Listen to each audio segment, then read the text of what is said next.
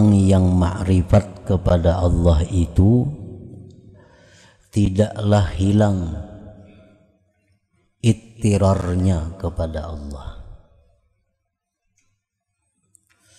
Ittirar itu artinya lebih daripada berhajat, bersangatan, berhajat. Itu ittirar. Orang yang ma'rifat itu tidaklah hilang dalam diri mereka itu sangat berhajat kepada Allah Subhanahu wa ta'ala. Wala yakunu ma'a ghairillah qararuhu, dan tidak ada beserta selain Allah qararuhu, ketetapannya orang yang ma'rifat kepada Allah tadi. Nah, itulah terjemah daripada hikmah yang ke-100 ini. Zakaral imam fi hadhil hikmah na'ataini min nu'util arifin.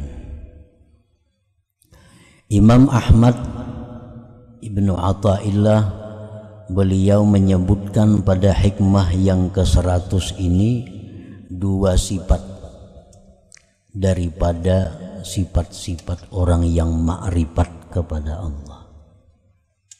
Dua kelakuan di antara sekian banyak kelakuan-kelakuan orang yang ma'rifat dengan Allah Subhanahu wa ta'ala.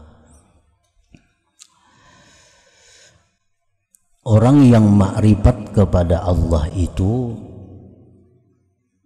disebut al-arif, artinya orang yang mengenal dengan Allah.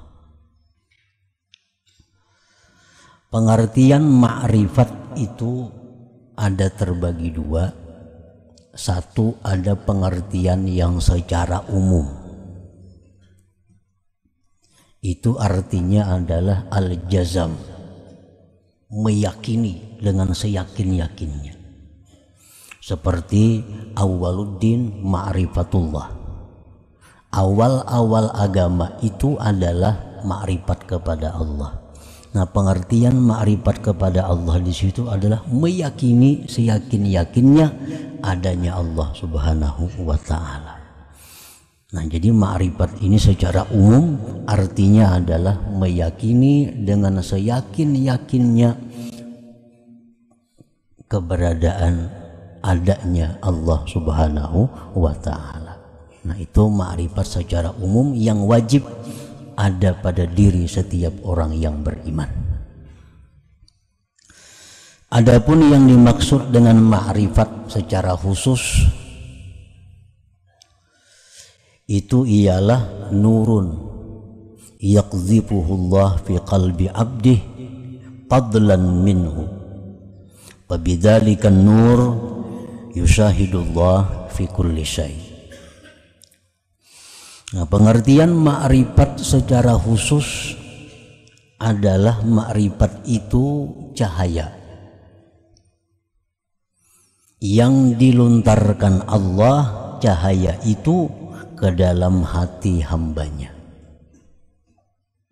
sebagai anugerah dari Allah.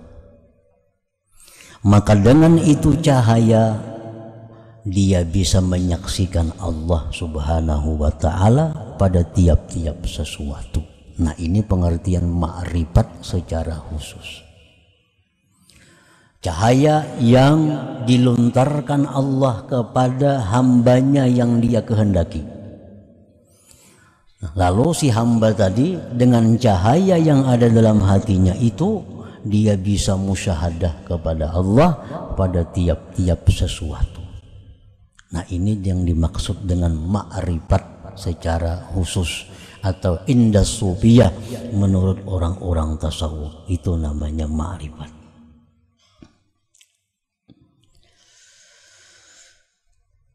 Jadi cahaya yang dilontarkan Allah ke dalam hati si hamba tadi disebutkan oleh para ulama itu semata-mata adalah anugerah. La bisababin wala kasbin, tidak ada sebabnya, tidak ada usahanya. Jadi Allah memberikan itu cahaya tanpa ada sebab dari kita, tanpa ada usaha daripada kita. Allah limparkan itu nur, itu ma'rifat tadi ke dalam hati seorang hamba tadi. Nah, cahaya yang ada dalam hati yang dilontarkan oleh Allah tadi, apabila dijaga, dipelihara dengan memperbanyak taat, menjauhi yang maksiat, memperbanyak zikir, nah maka ma'rifat ini akan berkembang dalam dirinya. Cahaya tadi akan semakin terang. Dengan zikir semakin terang, dengan zikir semakin terang. Nah, sehingga sampai pada puncaknya dia bisa musyahadah kepada Allah pada tiap-tiap sesuatu.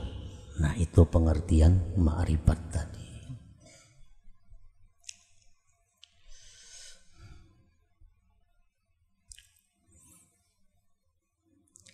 Sebahagian ulama ada yang berpendapat bahwa ma'rifat itu bisa kita usahai. Bisa kita usahai dengan latihan-latihan, dengan amal-amal ibadah. Nah, sehingga dengan itu Allah berikan ma'rifat kepada kita. Ada pendapat ulama demikian, bahwa ma'rifat kepada Allah itu bisa diusahai dengan melatih diri.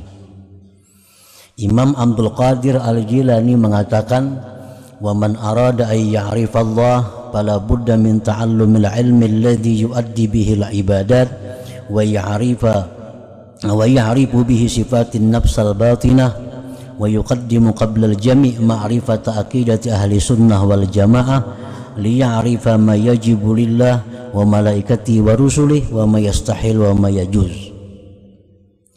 Ujar Imam Abdul Qadir Al-Jilani mengatakan, barang siapa yang hendak dapat makrifat kepada Allah, maka dia tidak boleh tidak pertama belajar ilmu. Ilmu apa? Ilmu yang bisa dengan ilmu itu dia menunaikan ibadah dengan benar.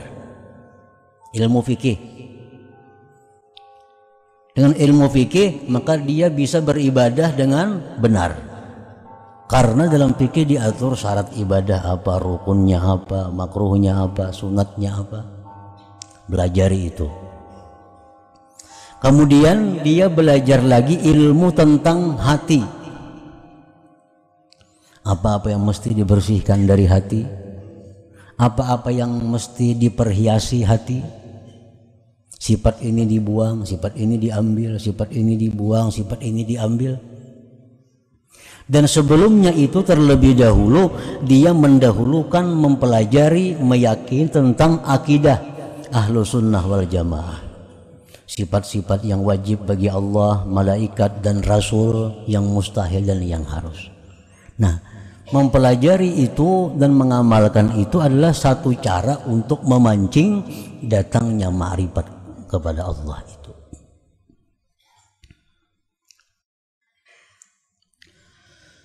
Nah, di dalam hikmah yang ke-100 ini Imam Ahmad Ibnu Athaillah menjelaskan 2 sifat orang yang ma'rifat itu.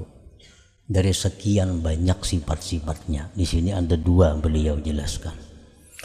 Al-awwalu, yang pertama, dawamut tirarihi ilallahi ta'ala. Orang yang ma'rifat kepada Allah itu selalu berhajat kepada Allah. Selalu berhajat kepada Allah. Fal 'arifu la tatalawwanu hayatuhu bilaunair rakha wa syiddah ka sya'ni aktsarin nas. Orang yang ma'rifat itu tidak berubah hidupnya dengan perubahan senang dan susah seperti kebanyakan manusia. Biasanya orang yang dalam susah itu bila ia berdoa kepada Allah, nah, maka hatinya akan khusyuk. Hatinya akan merasa bahwa dia sangat berhajat kepada Allah kalau dalam keadaan susah. Tapi kalau orang dalam keadaan senang, biasanya kalau berdoa juga kepada Allah, tapi rasa berhajatnya kepada Allah itu kurang. Nah itu keadaan kebanyakan manusia. Kalau orang yang sudah ma'rifat itu, baik dalam keadaan susah, baik dalam keadaan senang, berhajatnya dia kepada Allah itu tetap ada, tetap sama terjaga. Contohnya, orang misal kada bisi hutang, lalu ada yang berdoa, ya Allah, lunaskanlah hutang-hutang kami. Nah mana kada bisi hutang tuh kadang-kadang bisa kada maaminakannya. Ini kada punya hutang. Nah hutang banyak, amin, merasap benda aminnya. Jadi ada perubahan berhajatnya dia kepada Allah oleh karena keadaan. Nah orang yang ma'rifat itu kada berubah. Baik di waktu lapang, baik di waktu susah, berhajatnya dia kepada Allah itu sama. Li'annahu, karena orang yang ma'rifat tadi daimul iftiqar ilallahi ta'ala, dia selalu berhajat kepada Allah, daimul istish'ar bid'afihi wa ajzih, selalu merasa lemahnya, mustamirud du'a wa tadarru ilallah ta'ala, terus menerus dia berdoa mohon kepada Allah ta'ala. Nah ini salah satu sifat kelakuan orang yang sudah ma'rifat kepada Allah. Manusia itu bagaimanapun hebatnya, kada kawa lepas dari sifatnya manusia lemah. Kada bisa lepas. Bagaimanapun kuatnya manusia, kayaannya manusia, kada bisa terlepas dari sifatnya sebagai hamba, itu adalah lemah. Nah, sifat lemah itu selalu dirasakan oleh orang yang ma'rifat. Selalu ada dalam diri mereka sifat lemah itu. Nah, oleh karena itu berhajatnya mereka kepada Allah tetap ada. Qala Allah Ta'ala, firman Allah Ta'ala, ya ayyuhan nas antumul fuqara ilallah wallahu huwal ghaniyul hamid. Firman Allah, wahai manusia, kalian itu adalah fakir kepada Allah, kalian itu berhajat kepada Allah. Allah yang kaya, yang terpuji. Nah Allah sudah menjelaskan bahwa seluruh manusia itu berhajat kepada Allah. Orang kaya, dia berhajat kepada Allah agar Allah bisa menjaga, melindungi hartanya. Orang miskin berhajat kepada Allah agar ditambah Allah rezekinya. Orang sihat berhajat kepada Allah agar dipelihara Allah kesehatannya. Orang sakit berhajat kepada Allah agar bisa disembuhkan oleh Allah. Rakyat berhajat kepada Allah agar diberi Allah pemimpin yang baik, yang sayang kepada mereka. Raja-raja pun berhajat kepada Allah agar rakyat mereka selalu tunduk dan patuh kepadanya. Jadi kada ada manusia yang terlepas daripada berhajat kepada Allah itu, siapapun mereka. Wallahu huwal ghaniyul hamid, dan Allah yang maha kaya lagi maha terpuji. Nah jadi itu yang dirasakan oleh orang arif itu. Jadi kekayaan itu sifatnya adalah aradhiyah, mendatang. Kepangkatan itu sifatnya mendatang. Kesehatan itu mendatang. Dasar manusia yang tidak mendatang dan tidak bisa hilang adalah lemah. Nah ini yang selalu dirasakan oleh orang yang ma'rifat kepada Allah itu, kelemahan diri mereka, kekuatan Allah subhanahu wa ta'ala. Jadi kada berubah apapun keadaan, tetap mereka itu merasakan kelemahan dirinya, keberhajatannya kepada Allah subhanahu wa ta'ala.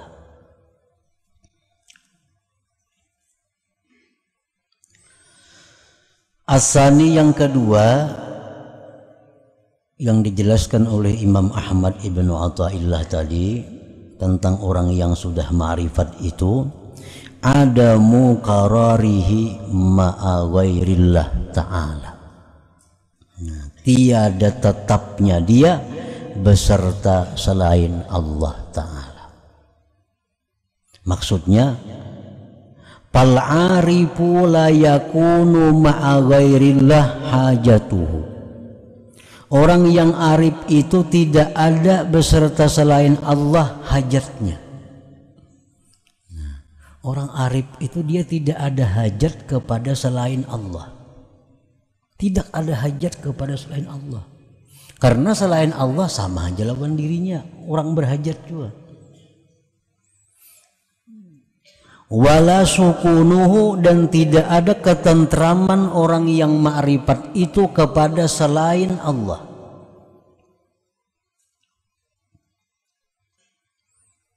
Ada orang yang tentram dengan manusia lain. Bila ada manusia itu datang kepadanya, hatinya tentram.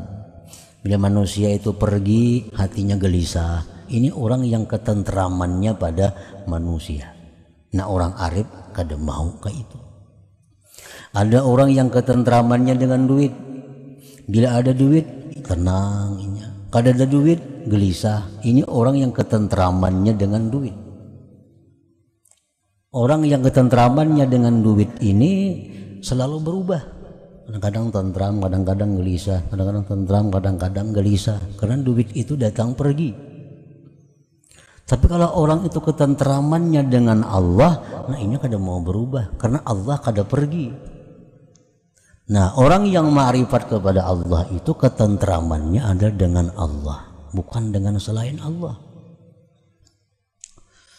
Wala mahbubuhu, dan tidak ada pula yang dicintainya kecuali Allah Subhanahu wa ta'ala. Lianna qalbahu rahala minal kaun bi asrihi ila Allahil mukawwin subhanahu wa ta'ala. Karena orang yang sudah ma'rifat tadi, hatinya sudah pergi meninggalkan alam semesta ini menuju Allah yang menciptakan alam subhanahu wa ta'ala. Hatinya sudah meninggalkan alam semesta ini. Jadi kada ada lagi di alam nang dihajatinya, nang dirindukannya, nang digantunginya, kada ada lagi. Hatinya sudah pergi kepada Allah Subhanahu wa ta'ala. Wa in tarahu nazala ila ghairillah fabil izni wa ada'il hukuk. Jika engkau lihat orang yang arif itu turun kepada selain Allah. Misalnya ada orang yang ma'rifat ini ketujuh dengan seseorang, ketujuh dengan makhluk, apapun ngarannya makhluk itu. Nah, itu semata-mata adalah izin Allah dan untuk menunaikan hak-hak mereka. Misalnya ada orang yang sudah ma'rifat itu, mereka senang dengan manusia, mereka bisa merindukan manusia. Itu sebenarnya dengan izin Allah dan melaksanakan menunaikan hak pada mereka. Misal macam laki-laki misal yang ma'rifat kepada Allah nih, nya sayang lawan bininya. Kenapa sayang bini? Maka Allah bisa kung disayangi. Lawan bini kenapa sayang juga? Nah, kalau orang arif itu engkau lihat bahwa dia sayang kepada bininya, sayang kepada anaknya, itu izin Allah dan menunaikan hak dirinya. Karena hak si bini pada si laki, hak anak pada orang tua itu antara lain adalah disayang dan diperhatikan. Nah, jadi kalau ada orang yang arif itu turun kepada makhluk, itu semata-mata mereka menunaikan hak-hak mereka itu. Namun pada dasarnya mereka tetap adalah Allah Subhanahu wa ta'ala satu-satunya yang ada di dalam hati mereka. Fal arifu man in qulta lahu man ladzi turiduhu min hadhil hayat ajabaka uridu ma yuriduhullah. Maka bermula orang yang sudah ma'rifat itu adalah orang, bila engkau tanya kepadanya, apa yang kamu kehendaki daripada kehidupan ini? Maka dia menjawab, aku menghendaki sesuatu yang dikehendaki oleh Allah. Nah, orang arif tuh kalau ditakuni, ikam hidup ini hendak kayak apa? Apa hendak jadi orang sugih? Apa hendak jadi orang apa? Apa hendak jadi apa? Nah, orang arif tentu dia menjawab, aku menghendaki sesuatu yang dikehendaki oleh Allah. Jadi kadang memilih jadi orang fakir nang sabar, kadang memilih jadi pada orang kaya yang syukur, kadang memilih jadi orang pejabat nang adil, kadang memilih jadi orang apa. Tapi yang dia pilih adalah yang dikehendaki oleh Allah. Karena martabat ini banyak yang mulia. Orang fakir sabar itu hebat. Orang sugih kaya syukur itu hebat juga. Nah, si orang nang ma'rifat ini mau ditakuni, mana hakunnya antara dua tuh? Hendak jadi fakir sabir kah atau gani syakir kah? Hendak jadi orang sugih nang syukur atau jadi orang fakir nang sabar? Hendak nang mana antara dua itu? Tentu jawabannya aku menghendaki yang dikehendaki Allah kepadaku. Ku kada milih. Kedua-duanya baik. Orang fakir nang sabar hebat, kaya nang syukur hebat juga. Amun nafsu hendak kaya nang syukur pang, nafsu kita nih ditakuni. Nah, orang arif kadang memilih itu. Itu aku menghendaki apa yang dikehendaki oleh Allah. Allah jadikan aku orang fakir tapi sabar, aku terima. Dijadikan Allah aku ini sebagai orang kaya yang syukur, aku terima juga. Nah, wa in qulta lahu man ladzi yus'iduka minad dunya, jika engkau bertanya kepada orang arif, apa yang membahagiakan engkau dalam dunia ini? Ajabaka, dia akan menjawab engkau ridallah. Nah, yang menyenangkan aku dalam dunia ini adalah keridaan Allah. Bila Allah ridha, ya sudah, itu yang aku cari, itu yang membuat aku senang. Wa in qulta lahu man ladzi yukhifuka min hadhil kaun, ajabaka suhtullah. Jika engkau bertanya kepada orang yang ma'rifat, itu apa yang membuat kamu takut dari alam semesta ini? Ia akan jawab engkau kemurkaan Allah. Nah, paling ditakuti orang ma'rifat itu adalah kemurkaan Allah Subhanahu wa ta'ala. Wa in qulta lahu man huwa mahbubuka alladhi yamliku qalbak, ajabaka mahbubi Allahu wahdah subhanahu wa ta'ala. Jika engkau bertanya kepada orang arif, siapakah yang kamu cintai, yang memenuhi hatimu? Tentu dia menjawab, yang ku cintai, yang memenuhi hatiku itu adalah Allah Subhanahu wa ta'ala wahdah semata. Nah, itulah contoh daripada perilaku sifat-sifat orang yang sudah ma'rifat kepada Allah Subhanahu wa ta'ala.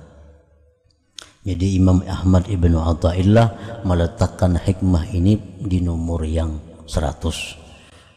Kalau sebelumnya banyak bicara tentang orang yang muridin, bicara orang yang salikin menuju ma'rifat, nah sekarang beliau sudah berpindah membicarakan tentang keadaan orang yang ma'rifat kepada Allah Subhanahu wa ta'ala. Nah, para muhibbin rahimakumullah, jadi ma'rifat kepada Allah ini adalah faidun ilahi, anugerah Allah. Menurut para ulama, siapa-siapa yang hendak mendapatkan faidun ilahi itu, fata'arradu, maka menanailah. Dengan apa menanai supaya dapat ma'rifat kepada Allah itu? Nah, kada ada lain daripada membersihi dan memperhiasi. Membersihkan diri dari hal-hal yang dilarang Allah, memperhiasi diri dengan hal-hal yang disukai Allah, ditambah perbanyak zikir yang hadir hati, maka itu cara yang paling cepat untuk mendapatkan limpahan Tuhan berupa makrifat kepada Allah Subhanahu wa ta'ala itu. Bila kita kadang menanai, nah itu kemungkinan sangat besar kada dapat. Walaupun bisa Allah memberi dengan kehendaknya, tapi umumnya orang-orang yang makrifat kepada Allah itu mereka ta'arradu. Nah, mereka ya ta'arradun, mereka memang menanai juga. Nah, menanai. Arifina muruk tanai banyunya, munya hujan dapat banyu, mun kada menanai kada dapat banyu. Nah, itu artinya tanailah limpahan anugerah Allah itu. Siapa tahu yang kita tanai ini harinya pas hujan maka dapat banyu. Nah, dengan memperbaiki akhlak, memperhiasi dengan akhlak terpuji, perbanyak zikir, itu cara yang paling baik, paling cepat untuk didatangkan Allah nur cahaya ma'rifat tadi. Para muhibbin rahimakumullah. Nah, selanjutnya hikmah yang ke-101 di Al-Hikam. Berkata Imam Tajuddin Ahmad ibnu Athaillah As-Sakandari rahimahullah, nafa'ana bi'ulumihi wa asrarih, anara az-zawahira bi anwari athari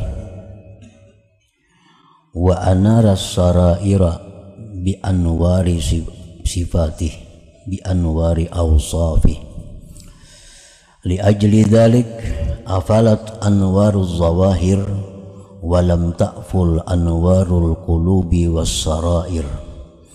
Walidhalika qil inna syamsan nahar tagrubu bil lail wa syamsal qulub laysat tagib. Yang artinya Allah Subhanahu wa ta'ala menerangi akan segala yang zahir dengan cahaya bekas daripada sifat Allah.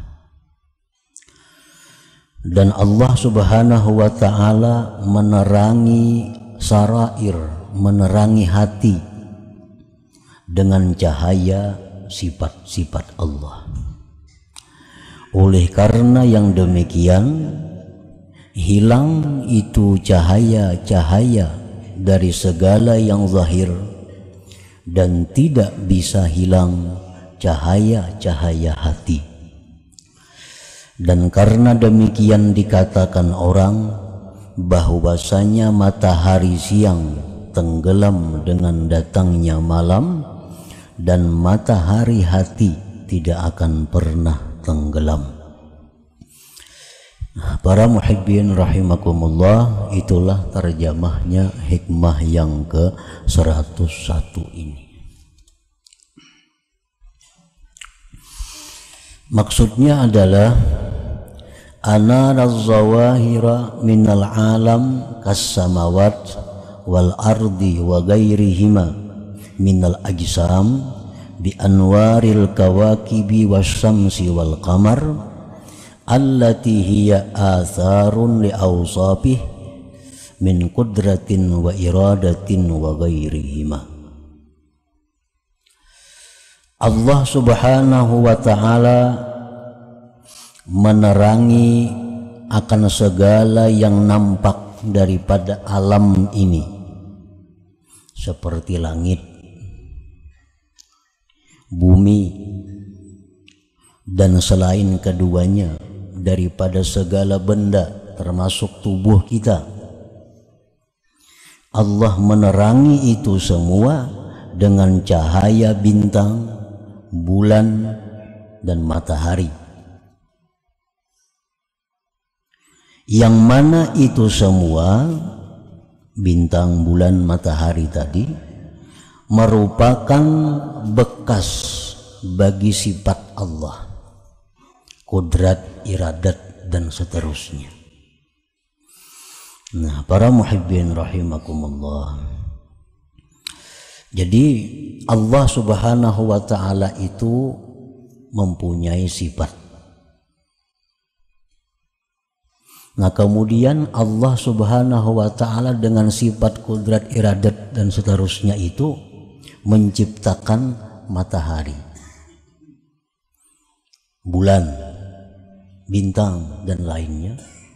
Nah matahari, bulan dan bintang itu disebut dengan bekas sifat Allah. Allah zat yang bersifat menciptakan matahari. Nah matahari ini disebut bekas dari sifat Allah, kudrat dan iradat seterusnya tadi. Nah jadi Allah subhanahu wa ta'ala menerangi kita semua ini dan benda-benda lainnya dengan cahaya matahari, bulan, bintang, yang itu matahari, bulan, bintang merupakan bekas dari kudrat dan iradat Allah subhanahu wa ta'ala. Napa anwarul kawakib wa gairiha nasya'at min hadithin. Bermula cahaya bintang, cahaya bulan, matahari, cahaya-cahaya itu terbitnya daripada yang baharu. Terbit dari yang baharu. Matahari kan baharu, bulan baharu, bintang itu baharu. Nah cahaya-cahaya itu disebut terbit dari yang baharu.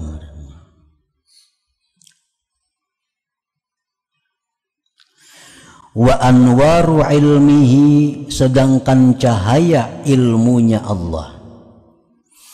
Nah, Allah subhanahu wa ta'ala menerangi hati,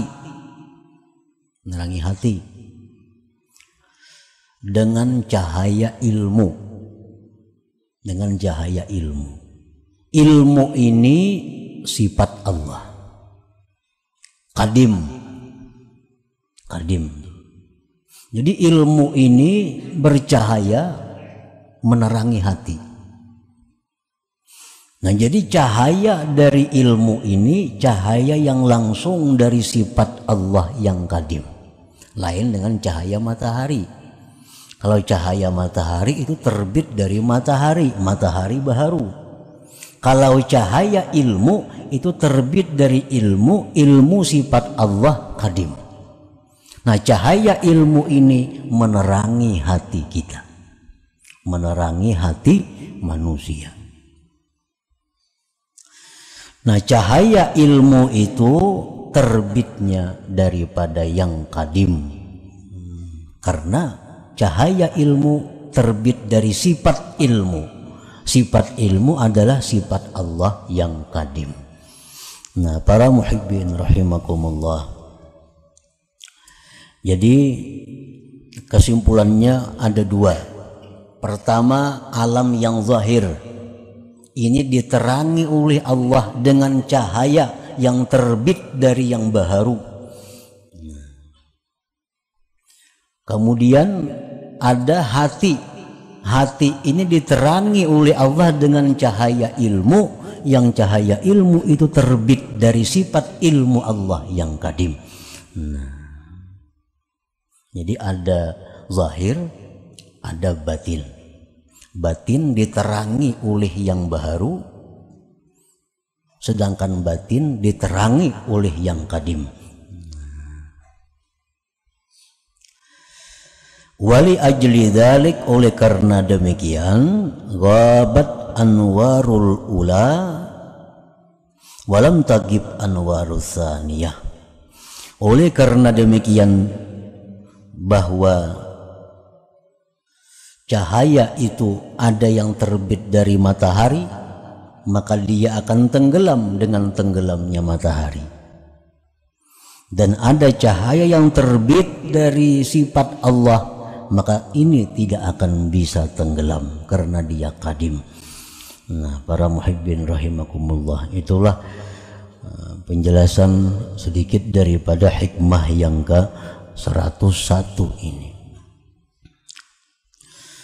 Hadhil hikmatu tanbihun ala anna hifdzal qulub aula wa ahra min hifzil ajsad li'annal quluba munawwaratun bi anwaris sifat wal ajsada munawwaratun bi anwari atharis sifat. Ini hikmah yang ke-101, menjagakan, membangunkan atas bahwa menjaga hati, menjaga batin itu lebih utama daripada menjaga tubuh. Kenapa sebabnya menjaga hati itu lebih utama dari menjaga tubuh? Li'annal qulub munawwaratun bi anwari sifat, karena hati kita ini disinari langsung oleh sifat Allah. Wal ajsad, sedangkan tubuh kita ini munawwaratun bi anwari athari sifat, diterangi dengan cahaya bekas sifat Allah. Nah, jadi itu artinya martabatnya, kedudukannya antara hati dan tubuh ini tinggi hati. Sebab hati langsung diterangi dari yang kadim, sedangkan tubuh diterangi dari bekas sifat yang kadim, bekas sifat yang kadim, yaitu matahari dan seumpamanya tadi. Wa makana munawwaran binuri athari sifat yagib bighaibil athar, wa makana munawwaran binuri sifat la yagib. Sesuatu yang diterangi dengan cahaya bekas sifat, sesuatu yang diterangi matahari, diterangi oleh bulan, diterangi oleh lampu-lampu, itu akan tenggelam dengan tenggelamnya asar itu. Kalau sudah matahari itu malam, nah matahari kan berfungsi lagi, artinya bisa hilang. Bila matahari itu hilang, maka zahir ini pun akan hilang. Nah, sedangkan hati yang diterangi dengan cahaya sifat itu la yagib, kada akan pernah tenggelam. Nah, para muhibbin rahimakumullah. Wa ala anna salahal qalbi aula wa ahra min salahil ajsad li anna fasadal ajsad akhiruhul maut wa fasadal qulub akhiruhun narul jahim. Hikmah ini juga membangunkan kita bahwa baiknya hati, nasihatnya hati lebih utama dari baiknya sihatnya tubuh, lebih utama. Karena rusaknya tubuh itu akhirnya mati. Tubuh kita nih berpenyakit akhirnya mati. Nah, habis sakitnya. Sedangkan rusaknya hati, nah itu akhirnya kada mati tapi menuju neraka jahanam atau neraka jahim. Nah, orang yang tubuhnya penuh dengan penyakit mati, ujung-ujungnya mati. Tapi kalau orang yang hatinya sakit, akhirnya hatinya mati, nah akan berlanjut kepada neraka jahim. Nah, oleh karena itu menjaga kesehatan batin, kesehatan hati, nah lebih dipentingkan dari menjaga kesehatan tubuh. Nah, para muhibbin rahimakumullah, contoh kita puasa. Nah, puasa itu kita menyiksa zahir, menahan makan, menahan minum dan lain-lain. Ini menyiksa zahir. Tapi dilakukan itu untuk apa? Untuk kesehatan batin, kesehatan hati. Karena dengan puasa itu, nah, hati kita bisa menjadi lebih sehat, hati kita bisa menjadi lebih baik. Nah, ini menunjukkan bahwa tuntunan agama menjaga kebaikan hati lebih diutamakan dari kebaikan jasmani atau tubuh. Fa'ilaju amradil qulub ahammu min ilaji amradil ajsad. Maka mengobati penyakit-penyakit yang ada di dalam hati itu lebih penting daripada mengobati penyakit-penyakit yang ada di tubuh kita.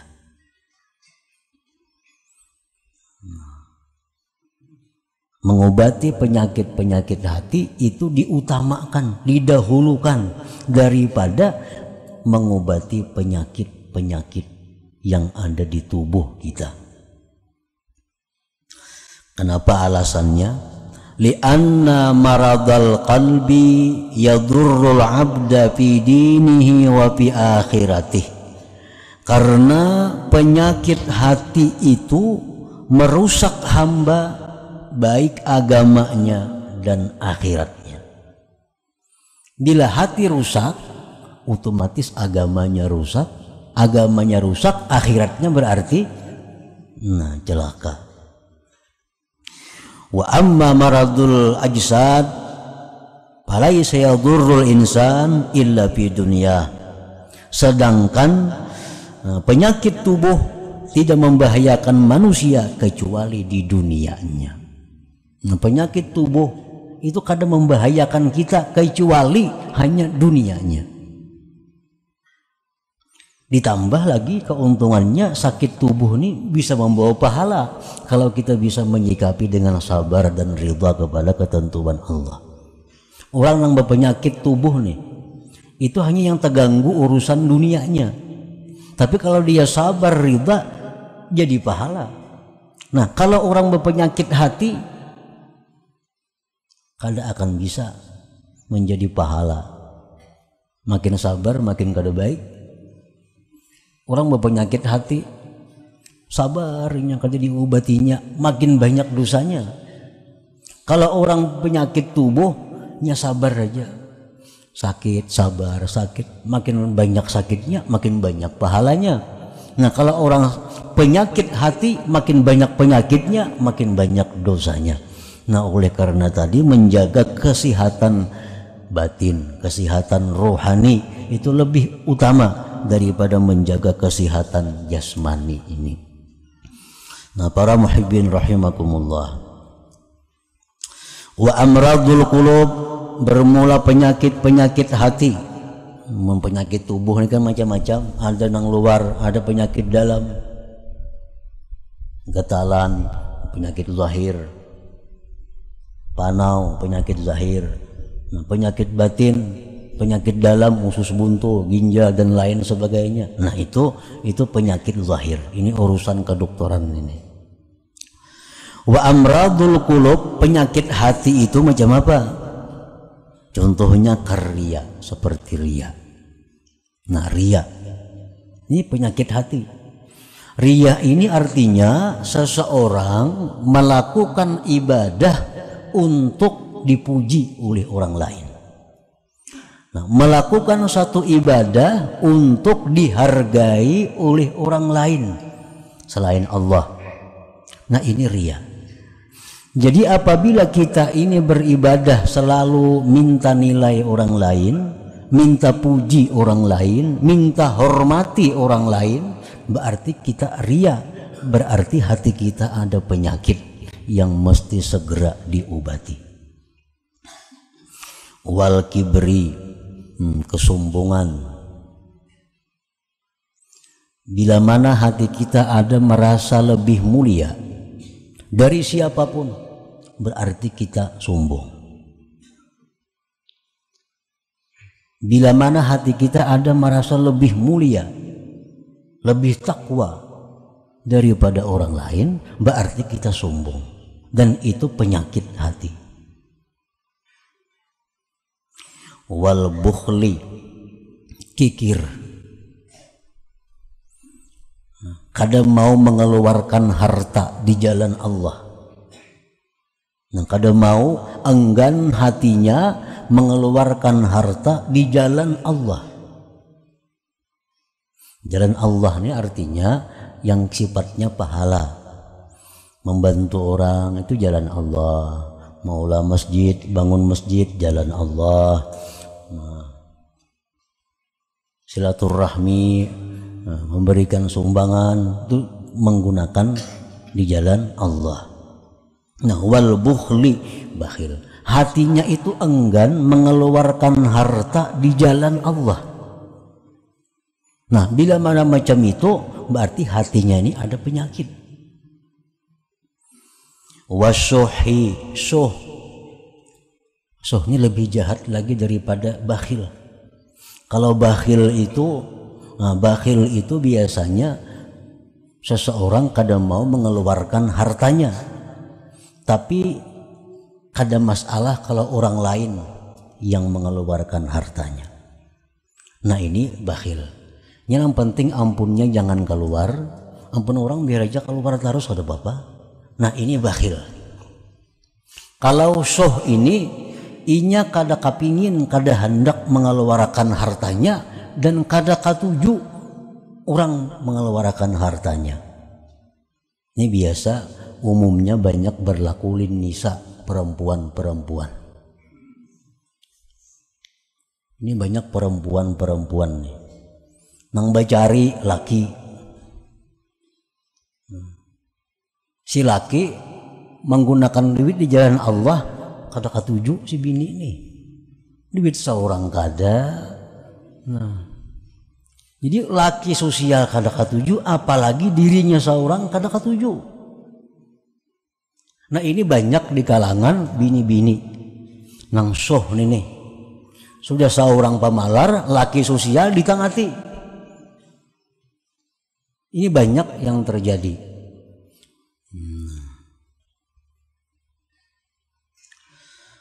Nah, mestinya kalau laki itu sosial, didukung, dapat pahalanya. Kadang pun seorang jual duitnya. Ini kada ditangati. Jangan segan ninggali anak, jangan segan ninggali itu. Nah, amun tantu kau meninggali. Nah, jadi soh ini kalau ada dalam diri, ini penyakit hati.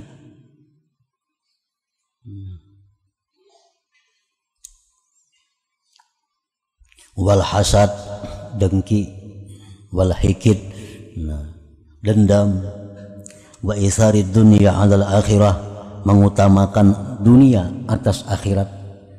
Nah, ini contoh-contoh penyakit hati. Nah, kayak tadi juga di awak kita ada penyakit paru-paru, ada penyakit jantung, ada penyakit lambung, macam-macam, ada rematik, asam urat. Nah, ini penyakit hati macam-macam juga, macam-macam juga. Tak karena komplikasi bagi kiamat sudah ini. Mana dendam orangnya, mana pahirian, mana penyumbungnya pulang. Nah, ini komplikasi. Ini opnama ini. Ini opnama kada kawa.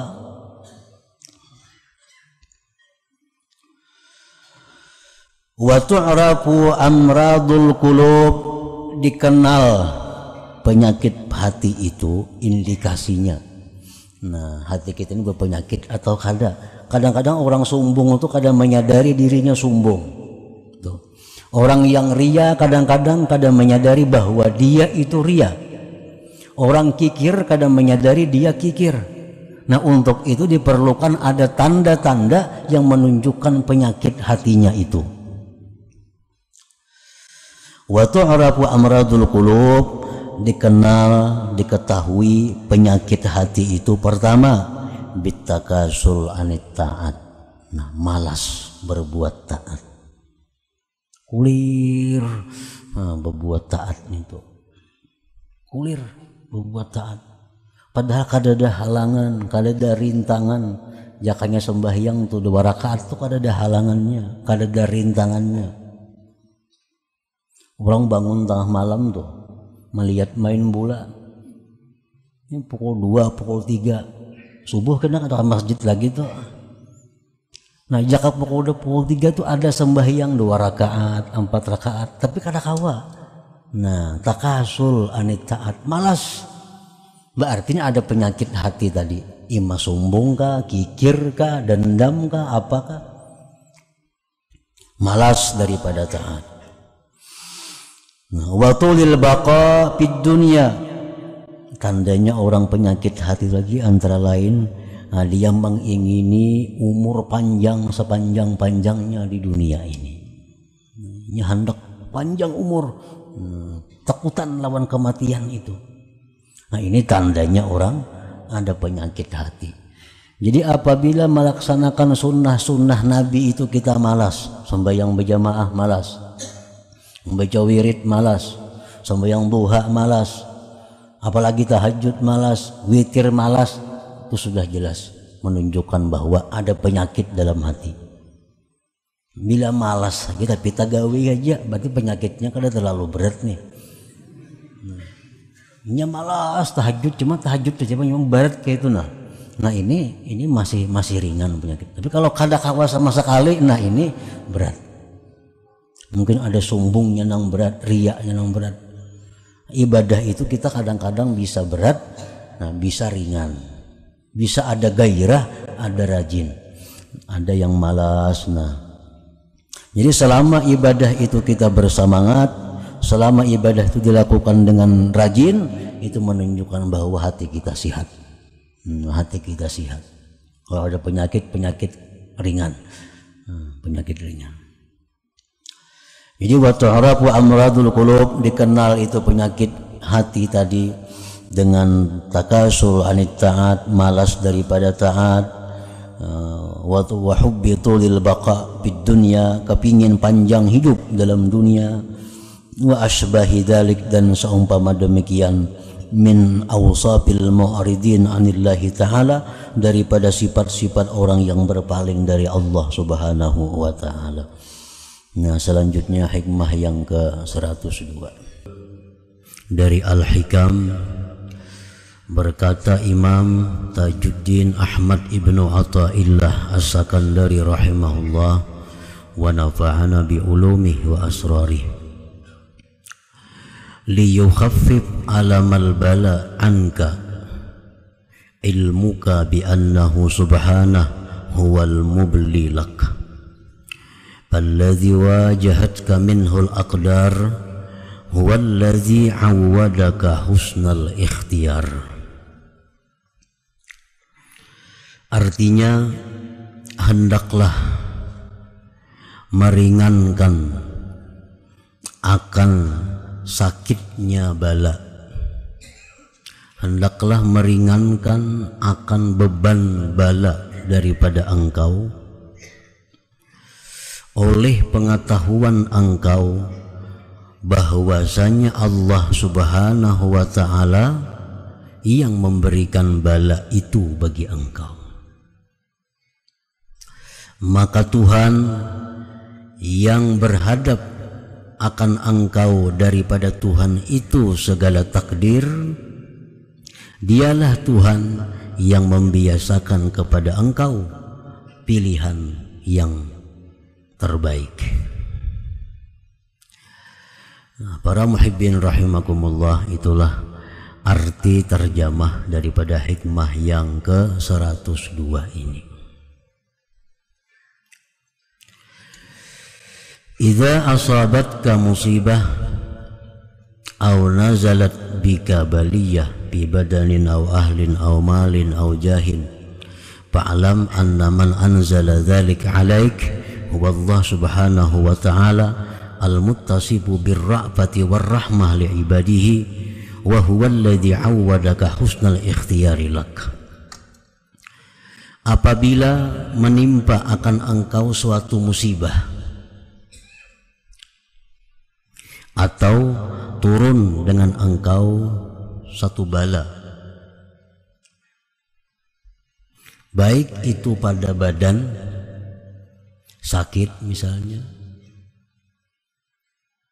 au ahlin, atau menimpa anak istri kita,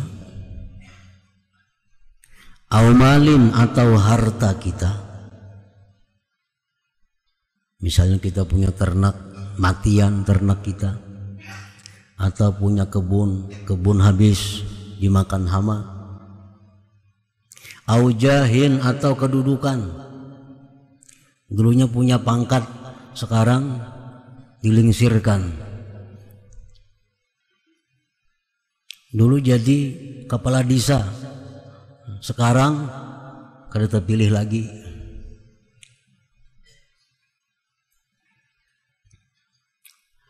Nah, maka ketahuilah bahwa yang menurunkan semua itu atas engkau adalah Allah Subhanahu wa ta'ala, yang mana Allah itu bersifat dengan kasih sayang bagi hamba-hambanya, dan Allah itulah Tuhan yang selalu biasa kepada engkau memberikan pilihan-pilihan yang terbaik.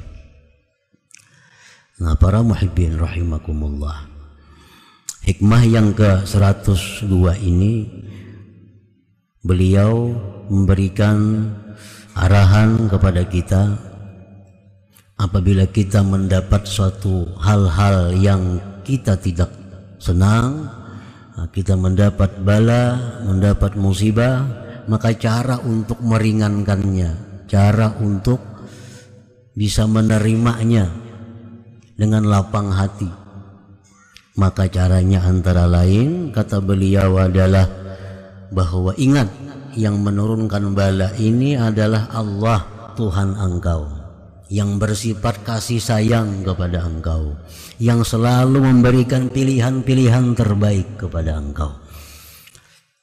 Nah, para muhibbin rahimakumullah, idza alimta anna Allah rahimun bik wa nazirun ilaik fa kullu ma yuriduhu alaika minal musibah wal bala an tasbira wa tarda. Bila engkau sudah tahu bahwa Allah itu sangat sayang dengan engkau, Allah itu sangat perhatian kepada engkau, maka tiap-tiap sesuatu yang Dia datangkan atas engkau daripada musibah dan bala, bahwa engkau sabar dan ridha.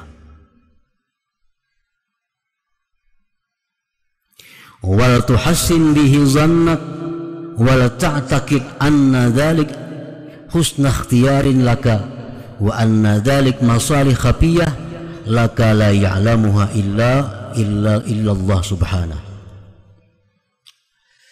Dan baiklah engkau sangka dengan Allah dan yakini bahwa yang demikian itu bala musibah yang diturunkan kepada kita itu merupakan pilihan Allah yang baik untuk kita, dan bahwa di dalam itu bala musibah sebenarnya banyak kemaslahatan yang tersembunyi yang hanya diketahui oleh Allah Subhanahu wa ta'ala. Nah, ketika demikian, fahina idzin yakhiful bala yakhifu alamul bala, maka ketika itu ringanlah sakitnya bala itu. Nah, para muhibbin rahimakumullah, setiap kita mendapat satu musibah, kita yakini bahwa itu datangnya dari Allah, datangnya dari Allah yang Maha Pengasih Penyayang, dan kita diperintahkan untuk berbaik sangka kepada Allah. Berbaik sangka apa? Bahwa musibah yang diberikan Allah kepadaku ini adalah untuk kebaikanku. Sesuatu yang sakit yang kuterima sekarang ini adalah untuk kebahagiaanku, keselamatanku di masa yang akan datang. Nah, dengan demikian kita bisa menerima bala dan musibah itu dengan sabar dan ridha. Para muhibbin rahimakumullah, sebagaimana kita bisa menerima dengan lapang, bisa sabar sewaktu orang tabib atau dokter hendak membedah kita, hendak mengoperasi kita. Nah, kita mendaftar, antri lagi 2-3 bulan hanya sampai giliran untuk dioperasi. Padahal sakit tuh, dibedah, dijahit. Tapi kita dengan senang hati. Karena apa sebabnya? Karena kita yakin bahwa dokter ini tujuannya baik. Karena kita meyakini bahwa sesudah ini dibedah, aku akan sehat, penyakitku akan hilang, sehingga aku mudah, nyaman bekerja. Nah, maka kita dengan senang hati untuk dibedah oleh tabib, oleh dokter tadi. Itu contoh bahwa musibah yang diberikan Allah kepada kita itu seperti suntikan, seperti jahitan, seperti bedah, yang tujuannya adalah tentu untuk kebaikan kita. Karena Allah yang menurunkan bala kepada kita ini, Allah ini zat yang maha pengasih penyayang kepada kita, yang perbuatannya tidak akan sia-sia, pasti ada maslahat yang banyak kepada kita. Nah, para muhibbin rahimakumullah, inilah cara para salihin untuk meringankan musibah, untuk meringankan bala yang menimpa mereka itu. Di antara kemaslahatan dengan bala ini, kebaikan yang kita terima melalui bala, bencana, musibah ini, takfiruz dzunub, dihapusnya dosa.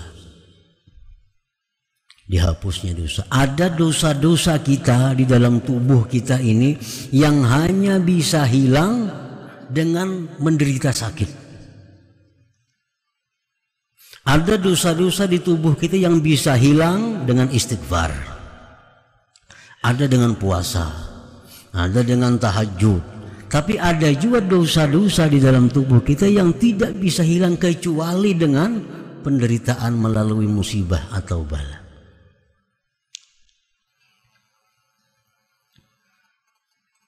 Maslahatnya lagi antara lain raf'ud darajat. Mungkin kita kada punya dosa yang mesti dihilangkan dengan sakit itu, tetapi derajat kita mesti ditinggikan oleh Allah melalui musibah itu. Antara lain lagi musibah yang diturunkan Allah kepada kita itu untuk menolak musibah yang lebih besar menimpa kita. Umpamanya kita hendak ke Banjarmasin, sudah siap, tahu-tahu ada halangan, kepala sakit atau gigi sakit, sehingga batal, kada jadi ke Banjarmasin. Maka ke Banjar ini urusan yang menguntungkan, ke Banjar ini urusan yang menguntungkan. Tapi karena hari sakit kepala, gagal ke Banjarmasin. Nah, ini barangkali ada hikmah, ada maslahat di dalamnya. Kita gagal berangkat ini. Barangkali andai kita berangkat ke Banjarmasin, di Binuang tabrakan bisa pecah kepala kita. Bisa pecah kepala kita. Digagalkan oleh Allah, digantikan dengan sakit kepala sedikit saja. Nah, itu kita hanya Allah yang tahu, la ya'lamuha illallah. Pokoknya setiap hal-hal yang tidak menyenangkan kita, apapun bentuknya, itu pasti ada kebaikan yang tersembunyi di dalam yang tidak nyaman itu. Pasti ada kebaikan, bahkan banyak kebaikan. Banyak kebaikan.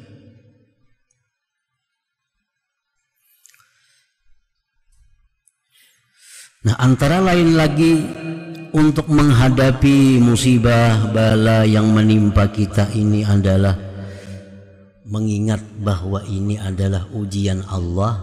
Allah hendak menguji aku apakah cinta atau kada kepada Allah itu.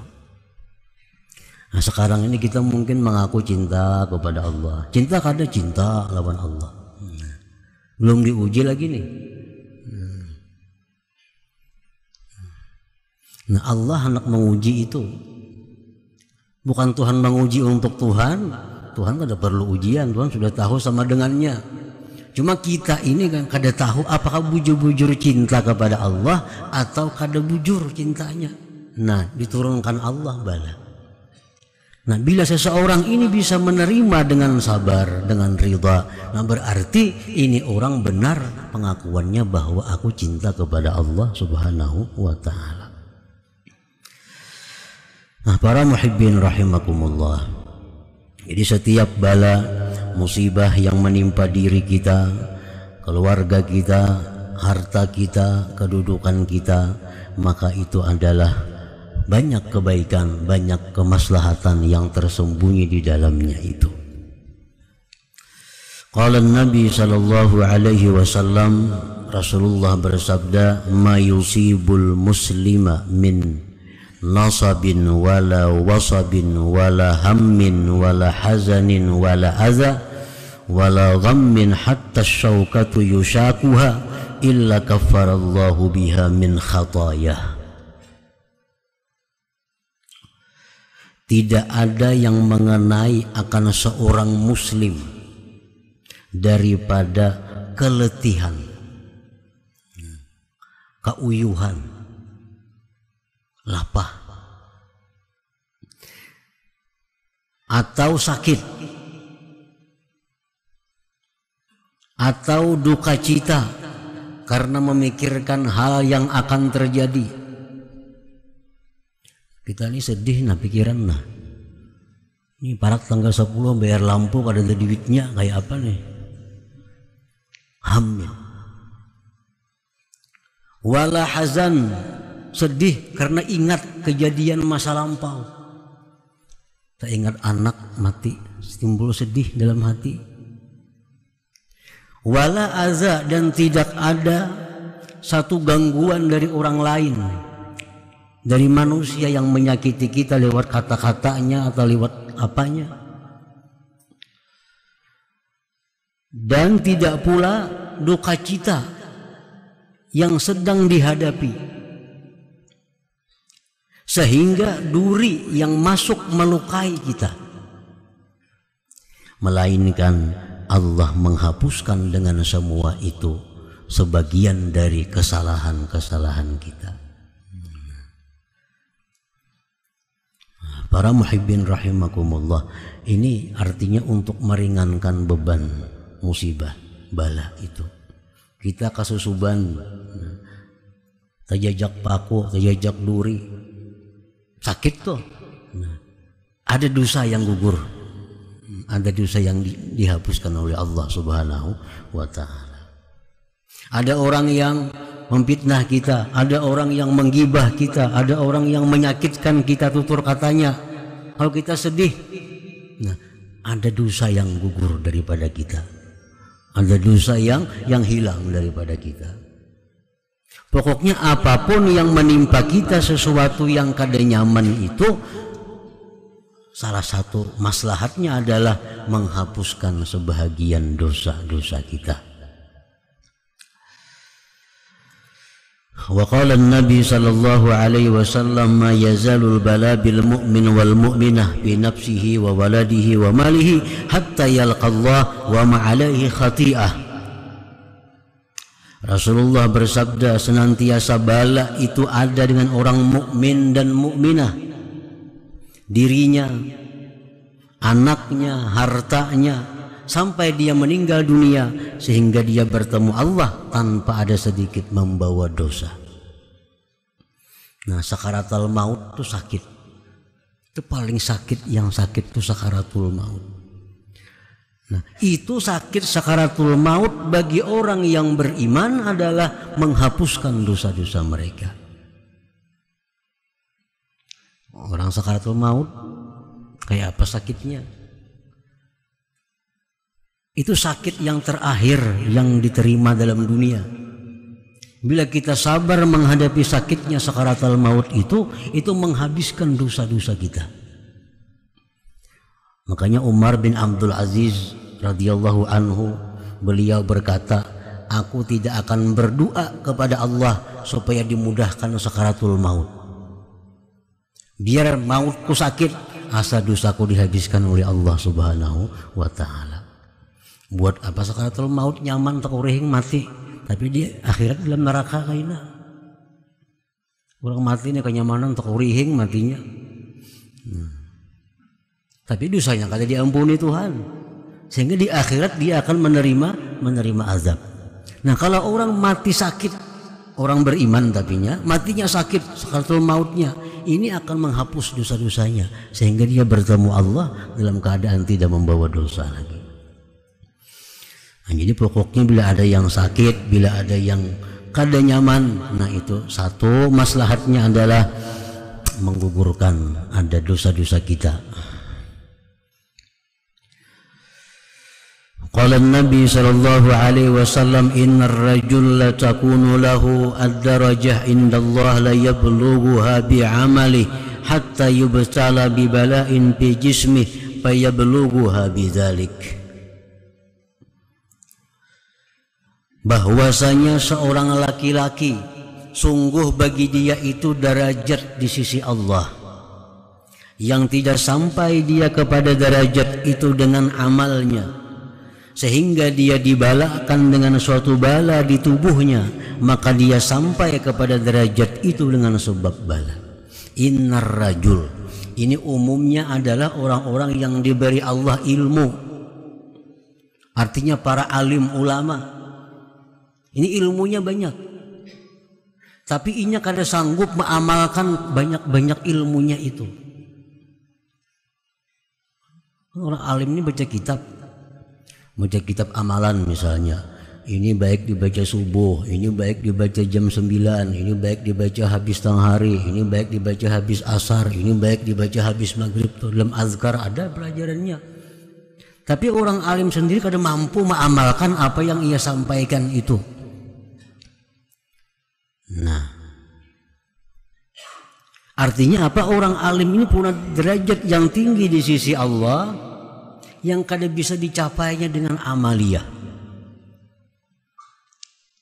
Diberi Allah dia satu bala, satu musibah di jisimnya, di tubuhnya.